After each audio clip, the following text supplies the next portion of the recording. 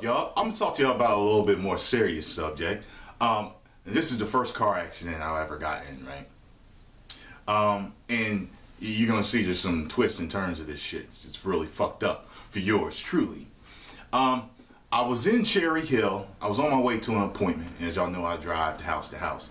So I'm on a 2-lane highway, no divider, but the double lines.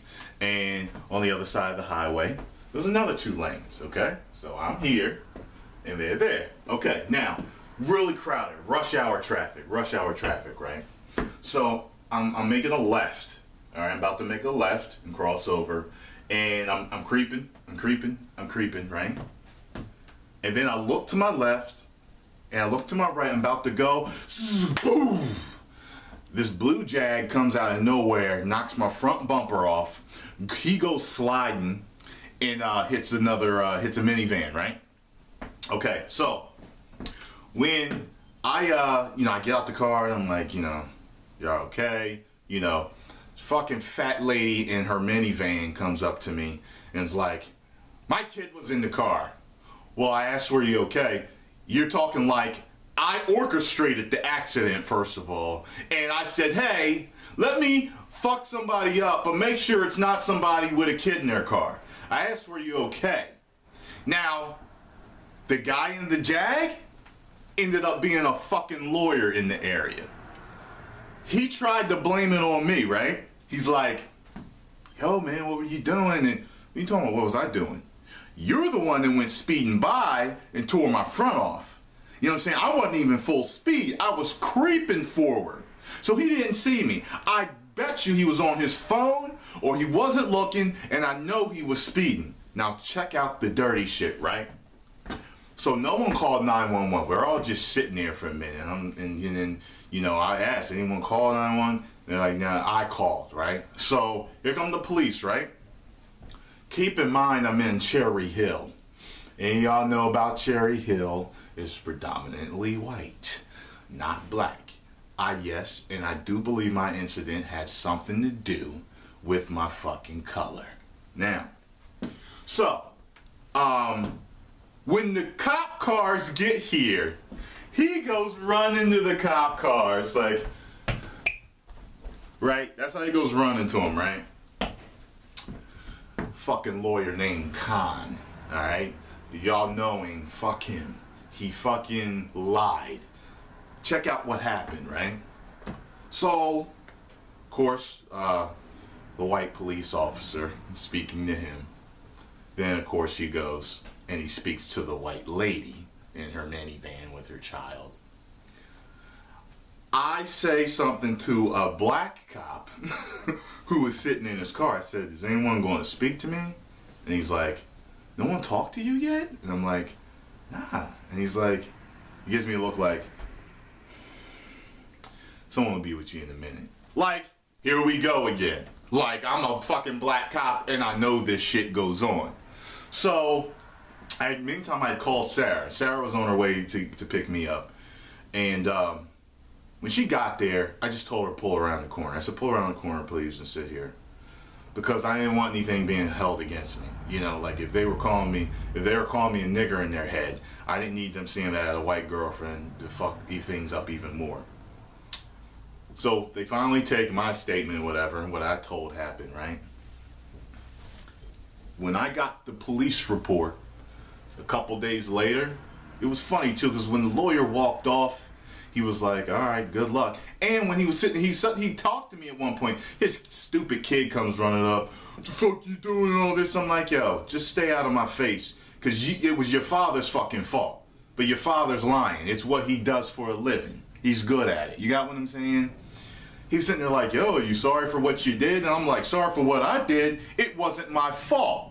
Y'all know me, I fucking hate being lied on. I cannot stand being lied on, and I don't play that shit. I always tell the truth. And look, I've told little white lies in the past, but this had to do with people and damages and everything. I wasn't lying about it, no matter what you think. So when I go to pick up the police report, check this shit out. The police report said that I hit him on the back bumper which caused him to fishtail and crash into the minivan. I'm like, no. I saw what happened. He came by and tore off my front bumper with his bumper. Because if you saw it, if you saw the accident, you looked at him, his bumper was smashed. Okay? Letting you know that he hit me with his front bumper. When he spun, his back ass end hit the minivan. Okay? That's when he came to a stop. So I was like, oh, okay. So I called my uncle. My uncle is a state trooper in Connecticut. God rest his soul. He passed away a couple years ago. And he says to me, he said, well, you know, residential cops don't take police reports and do accidents the way state troopers do. And I'm like, for real? He said, well, yeah. He said, now, I'm telling you right now, law enforcement, if you're fucking listening, I'm talking to all law enforcement, get your shit right. Because if this happened to me, then it's happening to other people. Just like there's plenty of innocent people in jail and all this shit I see. Other charges are being filed against people and insurance claims and all this fucking bullshit all over lies. He told me that state troopers actually reconstruct the accident to find out who's telling the fucking truth and what really happened. Yeah. So they didn't do that. He said residential cops just take what people saw and what the stories they tell you, and then they just form their own opinion. Yeah. I guess the black guy was fucking lying, right? Yeah, the black guy in the Civic, the 95 Honda Civic, was lying. But the well-to-do lawyer in his fucking Jag was telling the truth. And what was even crazier was, and I was going to cuss him out in the courtroom, but I was just like, you know, I just don't feel like it, you know, like, my lawyer that I use whenever I've gotten tickets with points, you know, I always call him. He says to me, yo, you know, I know this lawyer, you know, you're really lucky he didn't, you know, this and that. And I'm like, no. You know, I wanted to say, you know, your fucking boy lied, all right? It's what you guys do for a living, and he lied, period. So, you know, but whatever, you know, I was worried at that point that something would happen, like, you know, because my insurance, I had some really good insurance, price-wise, you know, but my insurance didn't cover much. So, you know, I was worried that, you know, they were going to try to come after me. I had no fucking money. You can't get blood from the stone. So, but I talked to a lawyer that was referred to me, and I said, you know, I told him what happened. He said, you know, Tyrone, sit back, relax, and have a beer. Because the truth of the matter is, when you get in an accident like that, insurance companies have insurance, and people have insurance for people that don't have enough insurance. So if you get hit by somebody and it's $5,000 worth of damage, and they only have coverage for $2,000 of it, you know, your insurance company, you know, their insurance company will take care of the rest, even if you didn't have it. So it's like, okay, cool.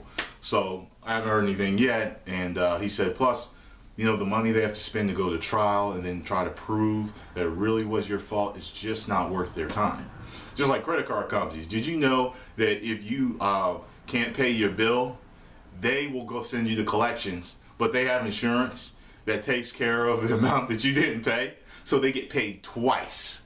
Just a little bit of financial information for you people. Anyway, talk to y'all later. Hope you learn from my story. Get in an accident on a fucking highway like interstate, so that the state troopers are the ones that reconstruct it and find out who the real, you know, truth and, you know, who the real fucking liar is. Talk to y'all later.